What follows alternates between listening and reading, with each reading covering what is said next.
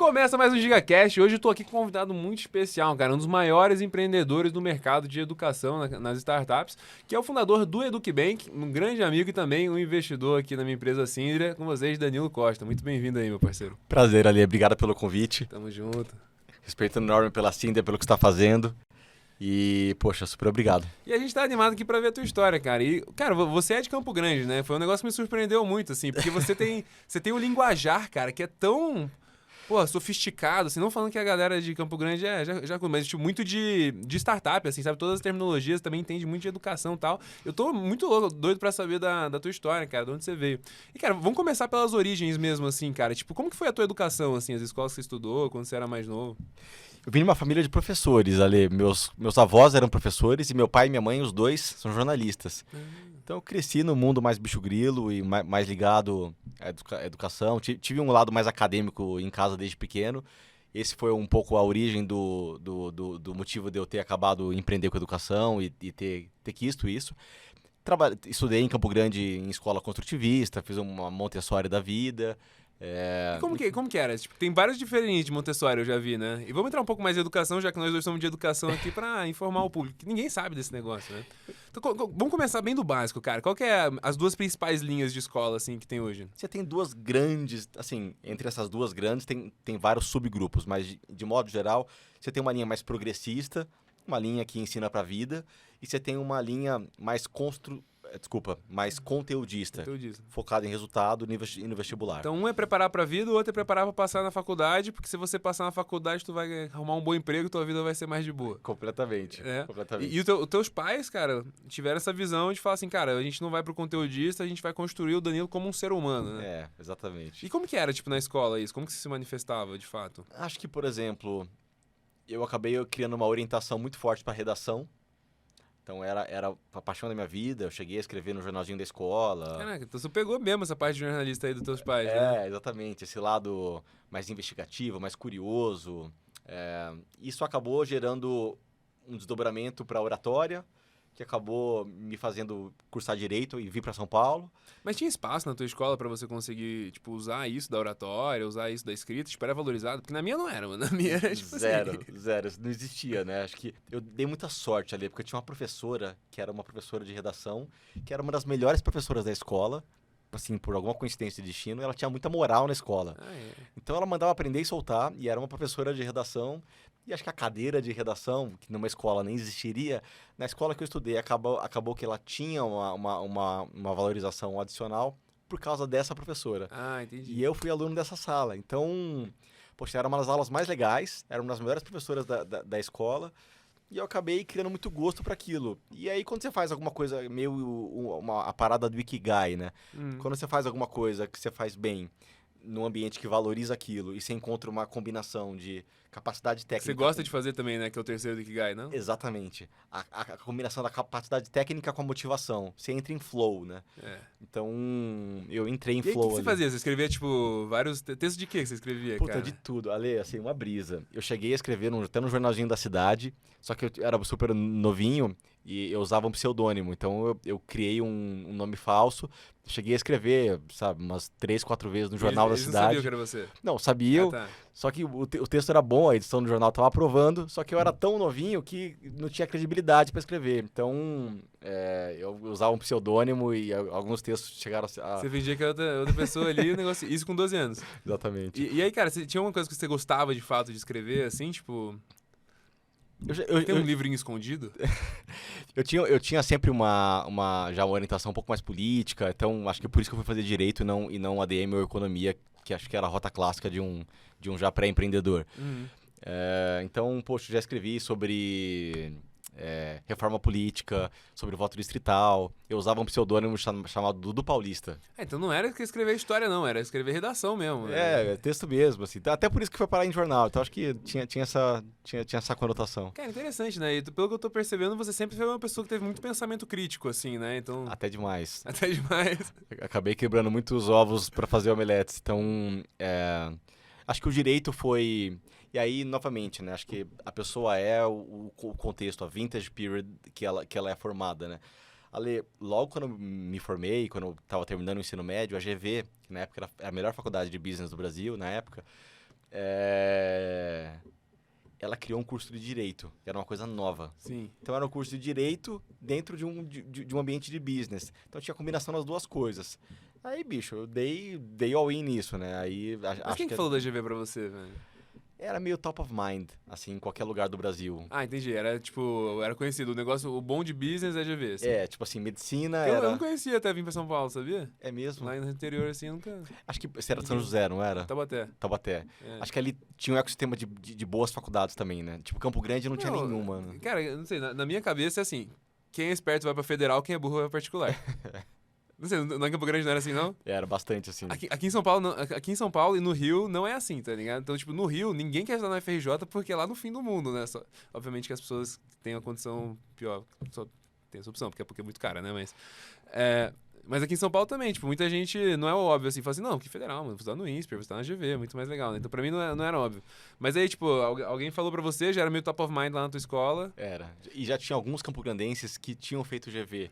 E tinha vontade e tinha dado sucesso. Então isso gerou também um cordão umbilical ali com a GV na época. Cara, que interessante. E aí, quando você veio pra cá, fez a prova do vestibular e tal? Eu terminei o ensino médio em São Paulo. Ah, você terminou aqui já? Fez um cursinho aqui, mais... Terminei o ensino médio no Dante. No Dante. E... Porque... Sozinho? Os seus pais vieram também? Eu tinha uma irmã mais velha, somos dois irmãos. Uhum. Eu tinha uma irmã mais velha que na época estava fazendo SPM em São Paulo. Então ela estava morando aqui. Então eu aproveitei.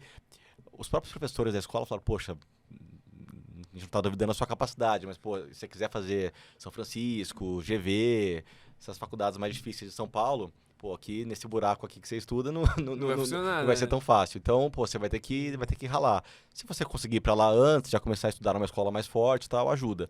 Então, já me arrumei pra cá, terminei o ensino médio aqui. Cara, e quem que era você na escola, assim, cara, no ensino médio e tal? Qual o personagem que você era na sala? Você era o cara mais nerdão? Você era o cara mais da bagunça? Como é que era? Eu ainda não sabia o que eu queria ser, assim. Eu tava numa metamorfose... Você era popular? Não, nunca Não. fui popular. Nunca fui popular na escola. Nunca foi o popular da escola. Mas também não era bulinado. Não. Eu era o aluno que sentava no meio da sala. Exatamente. Realmente, sim. Exatamente. Tipo, você acha que a galera da sua sala, na época, fosse votar, quem que ia ser o cara que ia ter mais sucesso na sala? Olha que Você acha que eles votariam? eu acabei sendo orador muitas vezes. Ah, legal. Porque eu falava muito bem e porque eu tinha estudado da escrita. Mas, academicamente, eu era o aluno do meio da sala. E eu acho que eu tava morando numa cidade nova, não conhecia ninguém. Não é que eu tinha um primozinho, um amigo de... Não, eu não conhecia nem o vizinho. Não, e você foi pro Dante, que é uma galera que tá estudando junta faz gerações, né? Não é Desde os pais deles. Né? Exatamente. Total. E você é um maluco novo de Campo Grande que chegou lá. Exatamente. Eu era o capial na sala de aula do Dante. Então... Mas foi muito interessante ter se jogado e... Não é à toa quando você pega o S&P 500 dos Estados Unidos, putz, acho que as evidências mostram que quase metade das 500 maiores empresas dos Estados Unidos foram fundadas por imigrantes. Eu acho que esse componente de você ser o underdog, de você ser o outsider, de você estar fora da sua zona de conforto, mas de verdade mesmo, e dentro de um ambiente onde você tem uma escassez em tudo quanto é lado, eu acho que é importante. Então ali mesmo você já sentia assim, ser meio underdog, e falava assim, tipo, mano, vou sair por cima dessa porra, vou correr atrás. Um pouco do sentimento de você não ter plano B, sabe? Total, né, mano? Cara, e isso é muito diferente, né? Versus A viagem só com a passagem de ida, sabe? Só tem que passagem de ida, você tem que se virar pra ver o que você vai fazer depois, né? Então, e aqui em São Paulo, sei lá, eu sinto que isso é muito presente, que acho que em qualquer lugar, assim, né? Tipo, todo mundo estudou junto a vida inteira, de repente chega uma pessoa nova, assim, tá ligado? E comigo isso acontecia direto, né? Eu mudei 15 vezes de cidade, velho, então eu tinha que ficar mudando de escola. 15 vezes? No total deu, assim, mas de escola eu estudei umas 10. Caramba. Então, tipo, mano, toda vez que eu chegava era pessoa nova ali, eu tinha que conquistar meu espaço, E tá como é que você ligado? escolhia a escola quando você mudava? Mano, era mais perto de casa que meus pais escolhiam, tá ligado? Era tipo isso, assim. Não, tô zoando, é que no interior é mais fácil, né, isso aí. É que aqui em São Paulo é muito longe pra você levar seu filho na escola aqui no teu bairro, né? Mas lá a gente, primeiro que eu fui, cara, é uma que chama Progressão, assim, que era, tipo, a parada que eu achei da hora é que tinha aula de capoeira. Foi por isso que eu queria ir pra lá, velho. Eu curtia fazer capoeira. E aí era aquelas escolas que tem aula de manhã e, tipo, atividade à tarde, que você fica o dia inteiro lá, tá ligado? Isso faz toda a diferença. Aí eu achei muito legal. Só que aí fiquei 3 anos nessa, que foi o Progressão. E aí, cara, eu fui pro Jardim das Nações por um único motivo, cara. Era cheio de gata. Essa era a minha cabeça na época, cara. Muito louco, velho.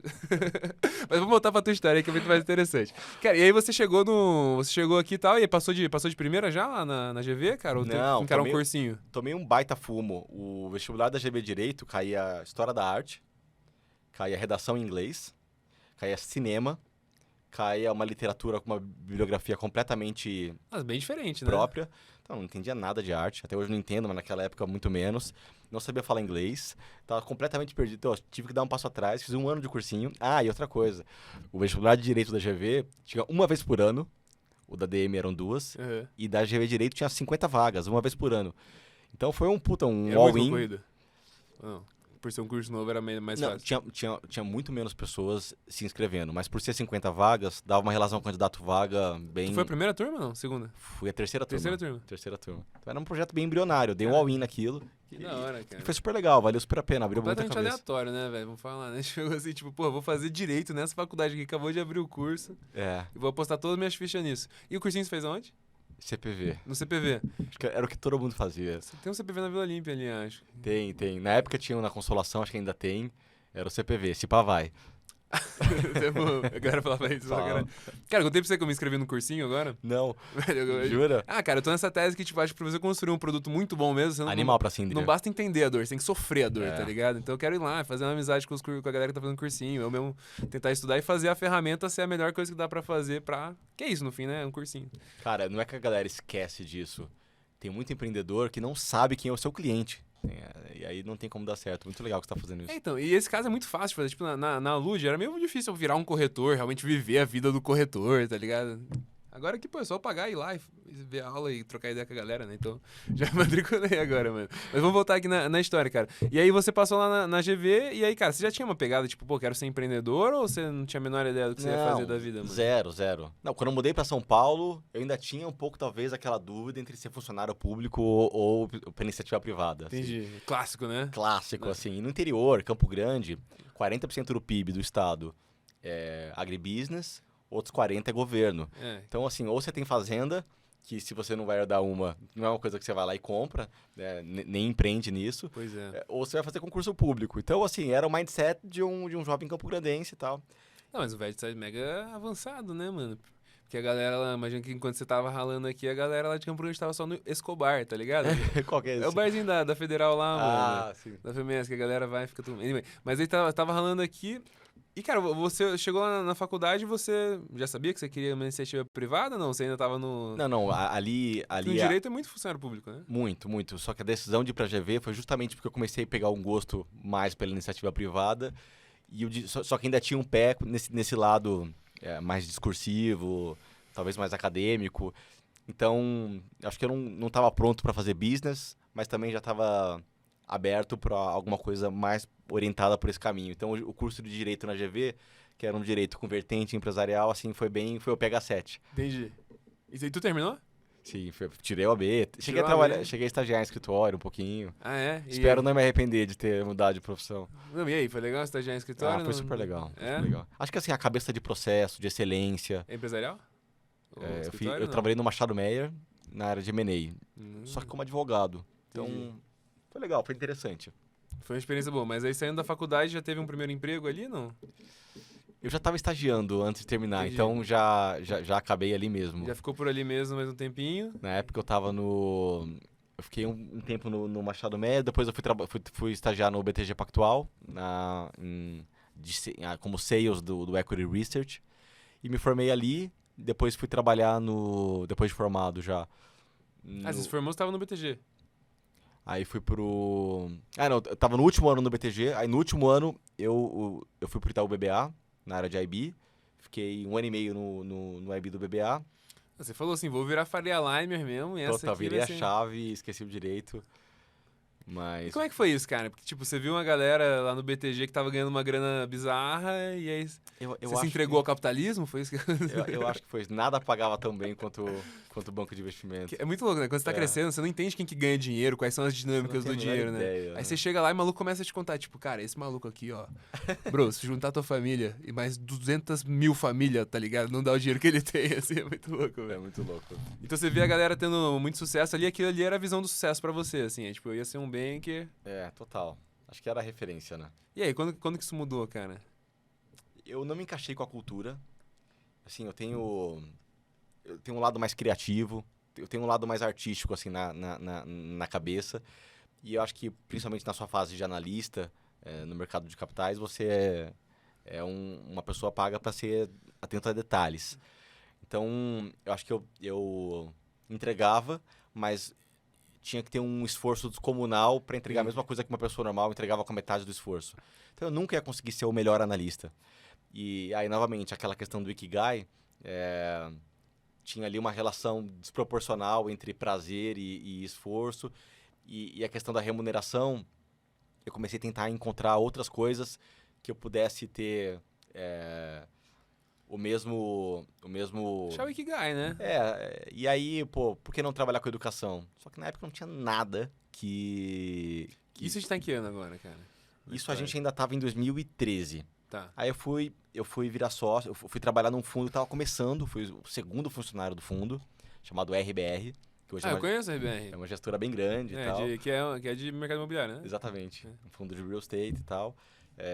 Era um projeto ainda bem inicial, foi super legal. Deu para ver um crescimento exponencial da gestora.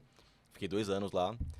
E aí em 2015 para 2016, eu estava com 26 para 27. Decidi trabalhar com educação básica ali. Mas não tinha nada como, no assim? Brasil. O que é isso? Isso aí a gente tá em 2013, 14, né? Isso a gente está em 2015 para 2016. 15 para 16. Pô, aí não tem startup, não tem nada no Brasil ainda, né, cara? Não tinha venture capital no Brasil. Selic era 15, 20% ao ano. Ninguém falava. Investimento anjo, pré-seed. Na época era $50 mil. Empreendedorismo era um termo novo, né? Total. E aí você falou, vou fazer trabalhar na educação, não? Como é que foi? Falei, vou trabalhar em educação. Mas você já foi founder? Já foi pra founder ou você quis se aventurar?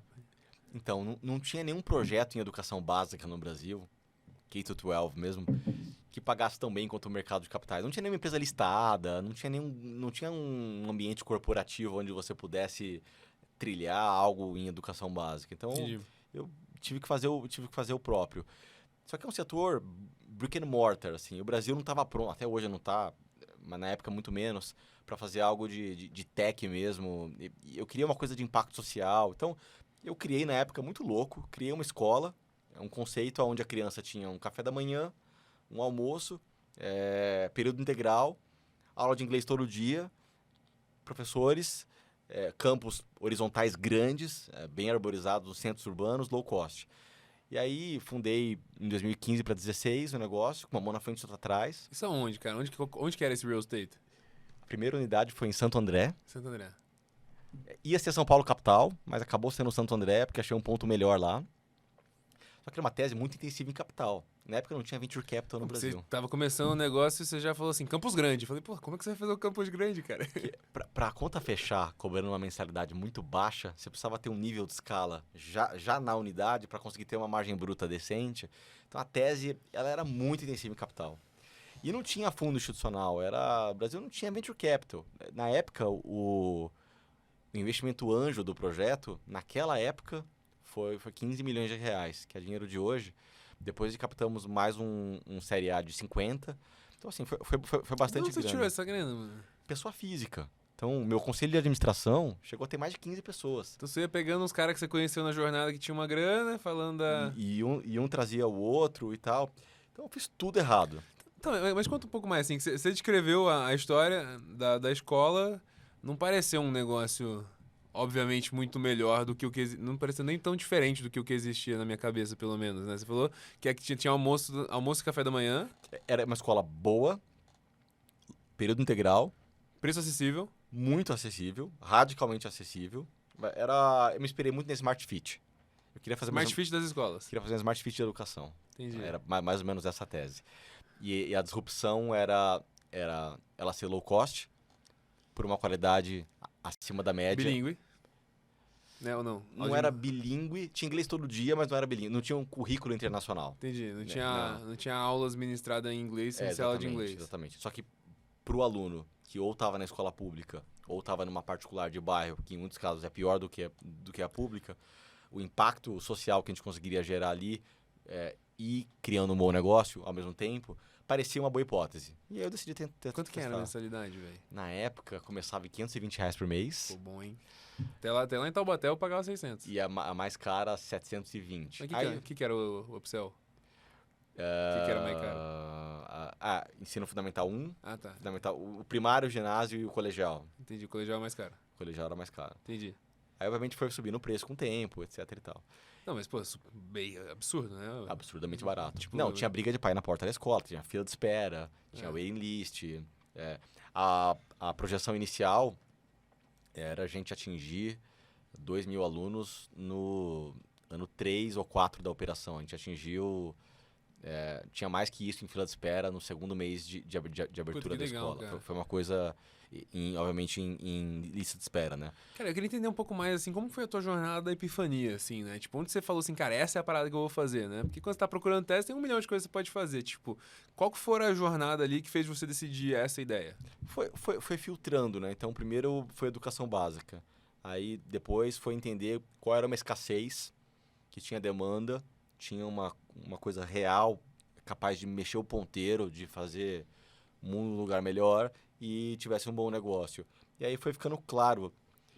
E para mim teve um gráfico num dos estudos que eu estava varando noite lá na época, que nem um louco, tentando achar justamente... Onde que tá a oportunidade? Então, pô, nessa época você fica que nem um doido, lendo de tudo. Uma capacidade de curiosidade, né, que inflama até. Mas... foi um gráfico em especial onde eu lembro de ter visto que para o brasileiro colocar o filho numa escola particular é uma prioridade tão grande quanto a casa própria e o plano de saúde, mas só 15% da população ainda estava na escola. 85% agora estava na 20, pública. né, mais ou menos. Aumentou um pouquinho, tá? Tá 20, 80.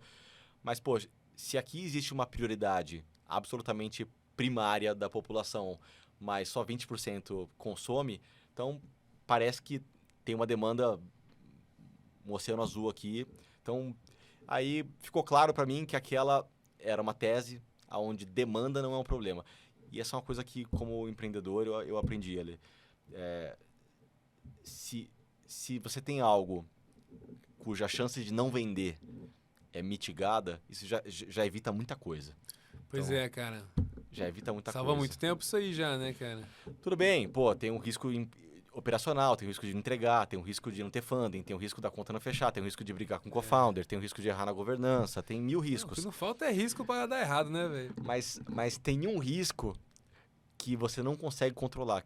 As pessoas quererem a parada, né? Exatamente. O resto, você admite o erro, você vira à noite, você controla, Agora, se não vender, não tem o que fazer. Cara, eu acho muito interessante essa frase que o Pedro lá do Brex fala, que é assim, product market fit can take a lot of shit, né? Que é tipo assim, mano, você construiu um bagulho que as pessoas querem, cara, você pode fazer tudo errado, tá ligado? Você vai crescer, mano. Exatamente. E, pô, pelo jeito você fez, né? E a conta fechava no começo ou não? Fechou, a escola chegou a ter uma margem de EBITDA de 2 dígitos no segundo ano de operação. Nossa, legal isso, hein? Que para aquele ticket era uma das maiores do setor. No começo a parada era mais o real estate? O que era a estrutura de custo, assim, que vocês conseguiam fazer ser bem mais barato? 40% do custo era people. Professor, monitor, diretor. Então era muito intensivo em gente. E o restante era utilities, real estate. E tinha um cargo, tinha um peso muito grande de CSC, porque a gente criou uma estrutura não para ter uma escola, mas para ter dezenas. Então, obviamente, agora eu fiz tudo errado do ponto de vista como first time founder. Eu errei na governança, escrevi o acordo de acionista tudo errado, criei a estrutura de capital, criei um ambiente completamente ingovernável. Então, a hora que eu precisei consolidar o cap table, a hora que eu precisei realmente fazer o que todo founder do seed para o série B tem que fazer, né? Precisa fazer para levar a companhia ao mercado, foi praticamente impossível de se fazer. Então, na minha primeira startup, eu fiz um exit, não porque era o momento oportuno, era a melhor alternativa estratégica para a companhia. Eu fiz um exit porque o exit era a melhor solução corporativa para o negócio. Tava num ponto... Não dava para gerir. A companhia estava ingovernável. Se não tivesse alguém tomando decisões ali... Exatamente, tinha uma divergência de E era o board gigante, a parada? Gigante, né? Com mais de 15 15 pessoas. pessoas é muito louco. Pra tomar uma decisão, isso, mano? Não dá. E aí tinha umas votações históricas, assim, tipo 8-7, não? Não, a gente já chegou a ter que alugar um salão de hotel, um centro de convenções para fazer uma reunião de conselho. Ali na Rua Iguatemi, com a Tabapuã. Marcou mesmo, hein, cara? Naquele hotel, para fazer uma reunião de conselho, não é assembleia. Então, realmente ficou uma coisa... Mas era o que tinha e foi muito legal Pra você também, eu falo que você olha pra primeira empresa e fala assim, mano, quem que é aquele maluco que tava fazendo aquele negócio? Quem que investiu nessa porra, né? Agora, o produto ficou interessante. Se você levar seu filho em qualquer escola, eles vão gostar. Nunca nenhuma escola que a gente abriu fechou. A taxa de mortalidade foi 0. Foram quantas escolas no fim, né? Foram 3. Só que era um campus, tinha mais de 10 mil, ainda tem mais de 10 mil metros quadrados, já era construída em cada escola. Então foi coisa pra dedéu. E é muito aluno? Tipo, no segundo ano aí que você falou que foi 2 dígitos de EBITDA, assim, tinha mais ou menos quanto? Quando eu vendi a empresa, ela tinha algo em torno de 1.500 alunos em uma unidade, e ela tinha mais outras 2 que estava lançando a operação no ano seguinte. Elas já estavam inauguradas, mas ainda não tinha começado a captação. Estava começando a captar aluno. Então, mudou a gestão um pouco antes de inaugurar as duas novas escolas. Então, isso... e logo depois veio a Covid também. Então, na sequência, eu fundei o EducBank. Depois que eu vendi a Vereda, foi essa primeira startup, obviamente eu tinha um non-compete, eu não podia atuar no mesmo setor. E tive um evento de liquidez, que foi uma coisa, cada vez mais eu vejo quão difícil é a gente fazer exit, cash exit mesmo no Brasil. Então, pô... Muito raro, né, cara? Fui privilegiado com isso, então, inclusive, sou muito grato a ainda tudo que mais possibilitou. na tua estrutura de capital, você conseguir fazer um exit legal, difícil, tá ligado? foi um milagre. E com esse evento de liquidez, eu comecei o EducBank Bootstrapping. Então... Só na marra. Não, mas do que bem que a gente vai chegar. Eu tô aqui, eu tô aqui ainda, cara. Cara, e você, assim, abriu a escola. Tu virou o diretor da parada? O que você fazia ali? Eu tinha um diretor acadêmico. Porque você não sabia fazer escola, né? Então... Zero, não tinha a menor ideia. Ó, eu cuidava como CEO, mas eu cuidava do financeiro, marketing, captação de aluno, expansão, jurídico e um pouco da parte administrativa. Mas, tipo, no começo da escola, assim, tipo... E eu tinha um posto Como que você contratou professor, por exemplo? Você não sabia contratar professor? Eu tinha um co-founder, que era o Jefferson, que era diretor acadêmico, até hoje é meu amigo. Ele era o posto Ipiranga da companhia. Ele era o cara que entendia tudo de acadêmico, de escola, da porta. Ele era o CEO da porta da escola pra dentro. Ele sabia fazer escola? Tinha trabalhado na Somos já e tudo. Entendi. E aí você chegou pra ele, contou a visão que você tinha, e ele falou assim, tipo, cara, acho que é animal essa parada aí, temos que construir vamos mesmo. fazer. E aí, cara, o aluno, quando chegava lá, versus o que ele estava acostumado, quais que eram as coisas que mais impressionavam ele, assim, você acha? Eu acho que a estrutura gerava um wow effect. Era uma escola... A infraestrutura física mesmo, assim. Física. Ser um lugar bonito que as pessoas gostavam de... As 3 coisas que mais pesam na decisão de uma família de classe média. A capacidade de uma família de classe média, a capacidade acadêmica, e na classe A também não é tão diferente. A capacidade técnica de uma família, de modo geral, de julgar o desempenho acadêmico de uma instituição de ensino básico é muito limitada. Então a gente acaba julgando a qualidade de uma escola por outros fatores. E os 3 principais são a companhia dos nossos filhos, a segurança da escola e a infraestrutura. Então, quando os pais começaram a chegar numa escola melhor da que os filhos estavam estudando, por, na época, 50% do preço, em período integral, isso gerou aquele fenômeno... A maioria da galera tava vindo da outra particular ou tava vindo da pública? O early adopter foi uma família que já estava na particular. Ah, entendi. E aí não tava muito contente ali, achava que tava pagando, não tava valendo a pena, chegou esse aqui melhor e mais barato, falou, vamos nesse. Mas eu até tava contente, mas é o efeito Zara, sabe?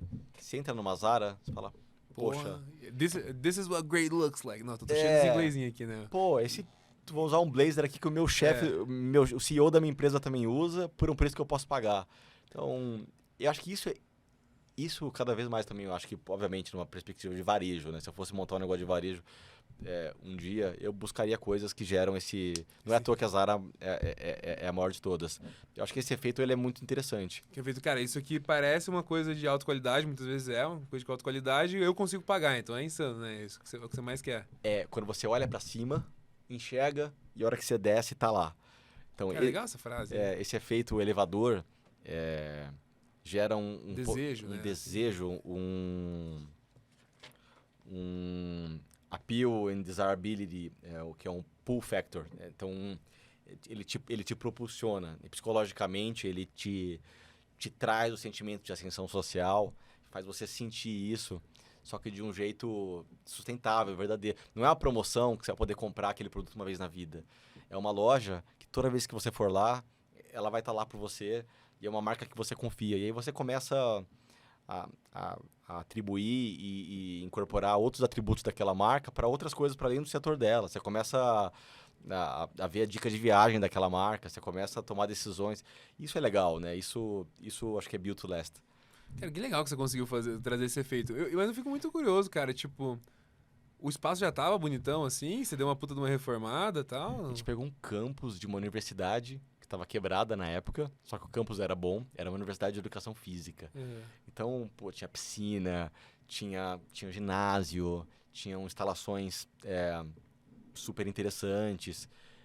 Precisou de um capex grande para a reforma, só que o prazo que a gente conseguiu lançar a escola, pelo fato do campus já ter alvará, já ter a VCB de bombeiro, ele foi muito interessante. E TIR é o valor do dinheiro no tempo, né? Então, você conseguir lançar um campus na metade do tempo, porque ele já está mais ou menos pronto, por mais que tenha o mesmo investimento, o impacto para o acionista e para a companhia foi um golaço, assim. Então, mano, eu acho muito louco essa história, cara, porque você falou assim, hoje, né, tem todos esses conselhos de startup e tal, que é tipo assim, tipo, cara, pô, vai lançar uns pouquinhos, fala com o teu cliente, vai iterando o teu produto. Aí o Danilão falou assim, tipo, mano, levanta 15 milha, compra um espaço gigante numa faculdade que fechou, tá ligado? Vamos gastar grana pra reformar essa parada inteira. 15 milha que devia ser, sei lá, 25 hoje. De investimento anjo. E, tipo, antes de lançar a escola, tu já tinha gasto quanto da grana? Ah, puto, mais da metade. Mais da metade. Mais da metade. Mas você financiou essa compra ou você botou no cash mesmo? Não, era um real estate que não tinha sido... Esse campus, esse imóvel, ele não tinha sido contaminado pela quebra da universidade. Então, a gente fez um contrato de arrendamento. Foi um aluguel condicionado em a gente revitalizar Foi um aluguel condicionado. Entendi. Tipo, aluga pra mim que eu vou reformar essa Exatamente. parada. Ele deu lá uma carência, mais umas condições especiais. Mas vários anos você pega esse contrato, né? Era um contrato de 20 anos. De 10 mais 10 anos. Legal. 10 anos renováveis por mais 10. Entendi.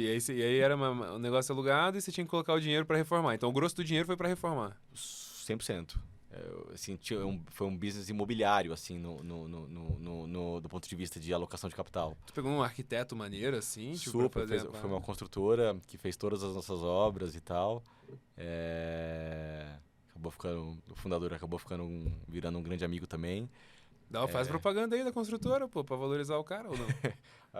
Lar Construtora. Lar Construtora. Salve pra Lar Construtora aí, construindo escola no Brasil, salvando o mundo, pô. Tamo junto, Lar Construtora.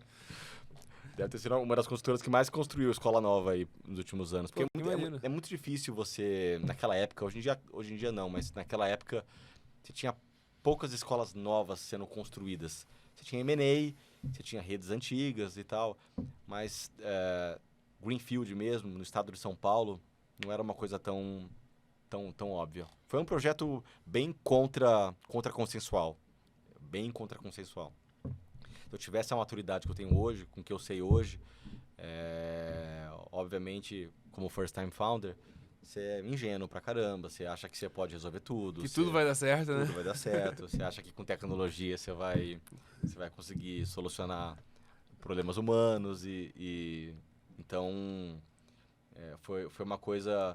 Acho que foi necessária, inclusive, para o ecossistema de venture capital do Brasil, o ecossistema de empreendedorismo. Pô, no total, foi quase 100 milhões de reais alocados nesse projeto, que gerou, bem ou mal, gerou um exit para todos os co-founders. Então, eu acho que foi importante para o ecossistema brasileiro ter vivido esse case, tanto como aprendizados, como também acertos, teve muita coisa interessante. Vamos pegar das coisas boas aqui, né, cara? Então vamos dizer que eu sou uma escola aí, tô assistindo esse negócio aqui, cara, quero pegar as coisas que o Danilo aprendeu lá na Veredas, o que eu posso aplicar aqui que de fato vai fazer a minha escola ter um ensino melhor, vamos falar nisso. Primeira coisa, foca no cliente.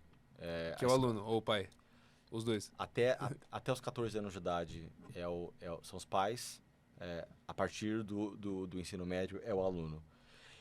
O aluno decide mais onde ele quer estudar do que o pai. Ele tem mais voz. Igual eu, que quis estudar na escola das gatinhas. Exatamente. O que eu acho? Não é óbvio essa afirmação de foco no cliente. Uma forte orientação para vendas. As escolas não têm isso. Na escola, o foco é o acadêmico, é o pedagogo, é o sistema. Uma boa parte são escolas religiosas, é padre, freire, é professor. Então, o foco está na paróquia, o foco está no arquidiocese, está na instituição, está no acadêmico, está em discussões longas.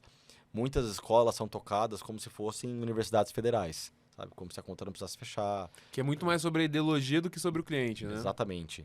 Então, e as que mais chegam perto disso focam no professor e não no aluno. Pois é.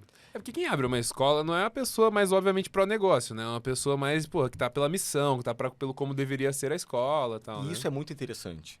Eu acho que isso pode ser potencializado. Mas, ao mesmo tempo, o fato da escola focar no aluno, que é o cliente, e conseguir ter acesso a soluções, ferramentas corporativas de mercado, principalmente crescer, ter mais orçamento, ter mais capital para abrir um laboratório novo, botar um ginásio novo, criar um campus novo, poder expandir, poder formar professor, poder atualizar o seu corpo docente. Então, o que acontece é que, vou dar um exemplo, fala o nome de uma das escolas que você estudou. Jardim das Nações. Provavelmente deve estar lá até hoje. Tá até hoje lá. Poxa, tem muita gente que estudou em escolas de mais de 100 E anos. os pais estudaram lá também, tá Também, e ligado? talvez o professor que te deu aula é o mesmo até hoje. É. Então, o professor de química está lá há 40 anos. Então, só que o mundo mudou nesse tempo. Cara, tu lembra teu professor de química? Professora Margarida, óbvio. Professora que eu lembro. Margarida, cara. Deixa eu tentar lembrar alguma. Não lembro nenhum, cara. Então, Duro. eu acho que a escola, ela não pode parar, ela tem que continuar mudando. Isso custa dinheiro e ela precisa ter acesso. Então, eu acho que uma coisa que as escolas brasileiras podem aprender muito é focar mais no cliente e ter uma orientação mais forte para vendas. Então, Cara, um negócio que acontece muito no mercado imobiliário, e eu, pô, tô começando a sentir que acontece também no mercado de educação, eu queria ver o que você acha. É tipo, no mercado imobiliário, o corretor, ele não consegue muito progredir, inovar e fazer coisas melhores, porque ele tá constantemente no modo sobrevivência, né? Então, tipo, ele tá meio que vendendo almoço pra pagar a janta e tal. E eu sinto que muitas escolas, muito. pelo que eu ouvi, tipo, se você não tem, sei lá, pelo menos umas 3 salas por ano, você tá operando ali com dificuldade, né? Não, e a pá de cal nisso é que a legislação brasileira, ela permite que os pais, ao longo do ano letivo, eles possam atrasar a mensalidade. A E você legislação não pode fazer permite. nada, né? Assim, você pode fazer pressão, você pode ameaçar, você pode brigar, gritar, Mas tem que deixar o filho entrar na escola, né? Mesmo se não estiver negativar. pagando nada. Isso acaba forçando muitas escolas a criarem um verdadeiro gabinete do ódio para ficar tentando cancelar o pai ou a mãe, que ao longo do ano... Gabinete do ódio, como assim? Porque como a legislação impede você de descontinuar o serviço daquele aluno cujos pais estão inadimplentes, o que você pode fazer é pegar o telefone e ameaçar, e brigar, e botar o pai no Serasa. Ficar falando mal dele por aí. Não, cancelar, executar judicialmente, isso também não pode, mas tentar protestar ele, tentar subir o tom. E isso cria uma acidez. Várias evidências mostram que os principais modelos educacionais que deram certo pelo mundo trouxeram a família para dentro da escola. Então, essa dinâmica da inadimplência cria uma situação, uma realidade, onde a família acaba sendo expurgada para fora da escola. O pai fica com vergonha das caras ali, das né? caras ali. Então, essa questão do capital de giro, e como não tem crédito, o Educbem que foi uma das primeiras linhas de crédito no Porque ninguém quer no dar país. crédito pra escola, tradicionalmente, né? Escola, hospital e time de futebol. Ninguém quer dar linha de crédito, literalmente. Existem circulares em bancos de crédito recomendando fortemente as áreas de crédito a não emprestar para escola, hospital e time de E futebol. da onde que vem esse de não emprestar pra escola, assim? Qual que é a parada do balanço da escola que faz com que... Essa é uma excelente pergunta, Lê. A primeira questão é que a arquitetura bancária brasileira é toda orientada para dados financeiros. Então, quando uma empresa bate na porta de um banco, ou vice-versa, o que o banco quer entender é a capacidade de alavancagem daquele ativo. Quer entender a sua dívida líquida sobre o EBITDA, se você dá lucro ou não, qual que é a sua margem, sua capacidade de pagamento disso que eu estou te emprestando. Só que a escola, o Brasil tem 42 mil escolas particulares. Você tem menos de 50 grupos no Brasil de educação básica com balanço patrimonial auditado. É um setor fragmentadíssimo. Entendi. Então, por ser muito improfissional o negócio... Mas o balanço é ruim, não? Em geral? você não sabe o que está lá dentro. Pro bem, nem pro bem nem pro mal. Assim, Sim. é uma assimetria de informação. Então, quando o dono da escola senta com o banco, ele não tem dados confiáveis que a arquitetura bancária exige para ter a segurança institucional necessária de poder despejar capital de uma maneira mais estruturada e escalável para aquele setor. E você viveu isso Muito. como escola? Tipo, você Não. tentou levantar bastante crédito, não conseguia? Não conseguia. E eu já era uma sociedade anônima de capital fechado. Tinha Auditado? Não era auditado, mas tinha um dos maiores patrimônios líquidos, porque eu tinha captado muito capital daquele setor, daquele nicho.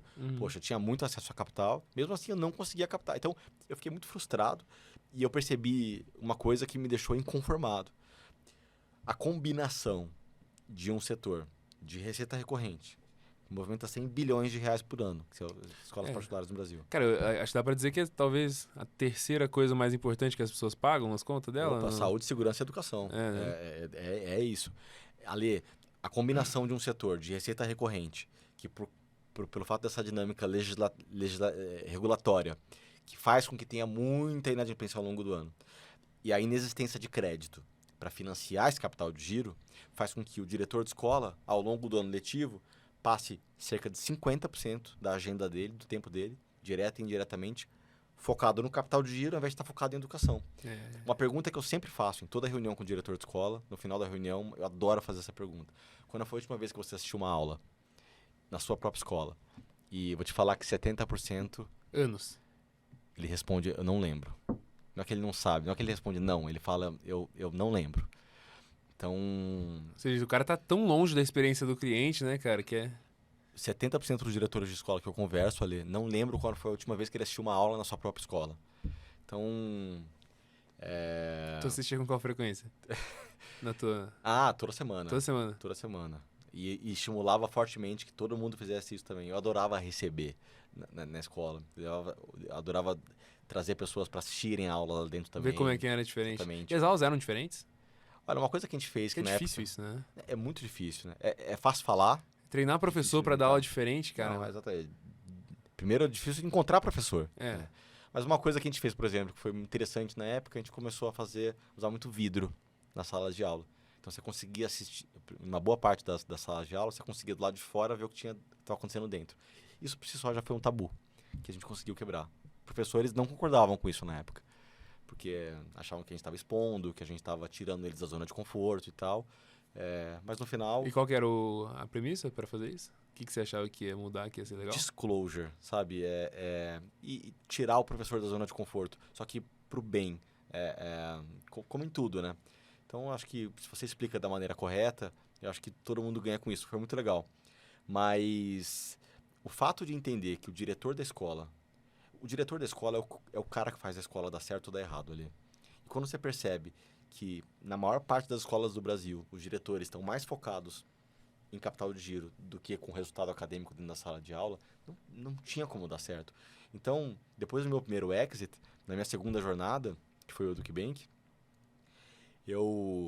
Não, mas eu tô muito curioso sobre isso que você acabou de falar, cara. O diretor, você acha que o que deveria ser o dia do diretor, cara? O que ele deveria estar de fato focado? Cara, acho que se ele colocasse 1/3 do tempo dele para aprendizagem dos alunos, né? Experiência dos alunos. Tipo, pra pensar em como que a experiência dele vai ser diferente, implementar mudanças para conseguir fazer isso, assim. Exatamente. Então, se a gente testa um tipo de metodologia para ensinar química, que por alguma razão, pela realidade dos nossos alunos, pelo tom de voz que dá certo ou dá errado aqui nessa comunidade, o resultado de aprendizagem em química aumenta 10%. Eu acho que ele deveria estar pelo menos 1/3 do tempo dele focado em aprendizagem dos alunos. Outro 1/3, se ele estiver focado na motivação, na atração, retenção e gestão dos professores, do corpo docente, que é o KPI primário é a aprendizagem, mas o secundário tão importante quanto, que é a derivada, que é os professores. Deveria estar pelo menos mais 1/3 ali focado nisso. Cara, eu li um livro super interessante, cara, que ele fala muito daquela escola lá dos Estados Unidos, Summit, sabe? E aí ela tava contando um negócio que eu achei que marcou muito, assim, que Eles é que... fazem muita coisa boa. Só que antes disso ela foi professora de escola pública, assim. Ela falou que é um negócio muito doido, que quando ela virou professora, ela virou mega com uma pegada de tipo, pô, quero formar a nova geração, quero ajudar e tudo mais. Só que no decorrer do tempo, os alunos meio que começam a virar quase teus inimigos, assim, né? Porque você começa, tipo, tem aquele aluno capeta que fica ferrando com a tua aula e aí tu fica puto. E aí, cara, tu vai e manda pra diretoria, só que a diretoria também não faz nada, e aí ele... Na verdade, você tem um baita de um conflito. E aí tem a briga na sala dos professores também, não tem uma Muito. parada assim? Ó, para pra pensar. O professor, ele dá aula, então ele é a pessoa que transmite o conteúdo e cria a aprendizagem para os alunos, mas ele também é a pessoa que elabora a prova, aplica a prova e corrige a prova. E qual que é o desempenho, o rating do professor? É a nota que os alunos tiram na sala de aula. É isso aí. Então, ele, no final do dia, está definindo a nota dele mesmo. É. Então, a performance do professor é avaliada por ele mesmo. Vocês faziam isso? Acho que é o que acontece em 100% das escolas do mundo todo. Mas você acha que o certo seria ser um faz a prova e outro dá aula ou não? Eu acho que sim. Eu acho que quem deveria corrigir a prova Fazer e corrigir, ou só corrigir? então, deveria poupar o professor disso. Acho que o professor poderia dar aula e uma pessoa que não é professor poderia aplicar e corrigir. E se você tivessem entes separados para fazer isso, ia criar um alinhamento de interesse, que é o que acontece, por exemplo, no cursinho. Então, o que acontece? Qual a diferença de um cursinho para um ambiente de sala de aula normal? A prova que o aluno vai fazer no cursinho, vamos dizer a FUVEST, o professor não tem gerência nenhuma na correção, na elaboração, em nada sobre ela. No cursinho, o desempenho do professor é dado com base na aprovação que os alunos têm naquela prova da FUVEST. Então, se eu sou seu professor, você está dormindo na minha aula, eu tenho todo o interesse que você acorde. Pra você ir bem, né? Para você ir bem. Então, se eu estou dando uma aula chata o suficiente para você estar dormindo, eu vou ter que rever os meus conceitos. Eu vou ter que... Ale, preciso que você vá bem, cara, acorda. Cara, eu tô achando que você não aprendeu isso. Pela tua cara, eu tô achando que você não aprendeu. Eu vou explicar de novo. Fica aí, gente, mais 5 minutos. É diferente de você dar graças a Deus porque o sinal bateu. Então, e outra coisa. Autoconhecimento. Aquele professor de matemática, que ele é ruim de trigonometria, e ele sabe disso, no cenário atual, onde ele mesmo elabora e aplica a prova, ele basta dar uma questão mais fácil de trigonometria ou passar um exercício parecido no dia anterior, que tá tudo certo. Na FUVEST, no professor do cursinho, se ele não sabe trigonometria, ele vai ter que buscar ajuda, ele vai ter que ser aluno também. Sim. E aprender junto com você. Então você tem um inimigo comum, que é a prova externa. Isso é lindo. Isso faz o professor e o aluno ter um único interesse. Isso é muito interessante. E os professores de cursinho são muito melhores em geral e ganham muito mais, né? Muito mais. Então, para qualquer segmento educacional que você pergunta qual é o ambiente dentro da educação básica, onde você tem a maior nível de aprendizagem por hora assistida de aula, é o cursinho muito por esse fator. Mas você está usando um exemplo que não é universalizável, porque nem todo mundo tem a prova do vestibular como o seu padrão. Não mesmo. Mas eu acho que qualquer que seja o KPI que você esteja buscando, seja para a vida, seja progressismo, seja habilidades socioemocionais, qualquer que seja a avaliação que vai medir isso, eu acho que se a gente criar, por analogia, esse mesmo ambiente onde o professor tem todo interesse e passa a ser avaliado pela mesma métrica que os seus alunos, isso é foco no cliente. Então, não precisa ser muito genial para entender que um business focado no cliente, no longo prazo, vai gerar os maiores outcomes para ele. Nas escolas públicas hoje, cara, é o professor que faz as provas e corrige também? Meio que todo mundo é a mesma coisa. Todo mundo tá na mesma. Interessante, cara. E a galera não muda... Eu acho que não tem muito interesse em mudar e é o que é sempre como foi, sabe? É meio como sempre foi. Eu acho que existe, por um lado legal, que é um respeito muito grande e uma liberdade e uma autonomia muito grande para se dar dentro da sala de aula como o professor queira dar. Então, existe uma liberdade muito grande, eu acho que isso é importante. Mas, ao mesmo tempo, a gente poderia ter uma...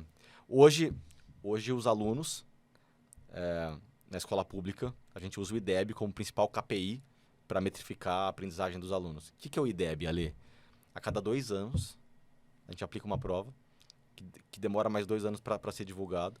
E aí, quando você tem acesso ao IDEB para avaliar como é que aquela escola está indo, você está avaliando o post-mortem do post-mortem. Demora 2 anos para sair? Mas de propósito? Ou... Não. É o tempo que demora mesmo. Então, o que acontece? É o tempo que demora para aplicar, o tempo que demora para corrigir, o tempo que demora as burocracias do governo? A sazonalidade da prova. Então, o que acontece é que quando você está analisando o IDEB, você está vendo um resultado de uma escola que nem mais é a mesma, um aluno que nem está estudando mais lá, um professor que nem trabalha mais lá.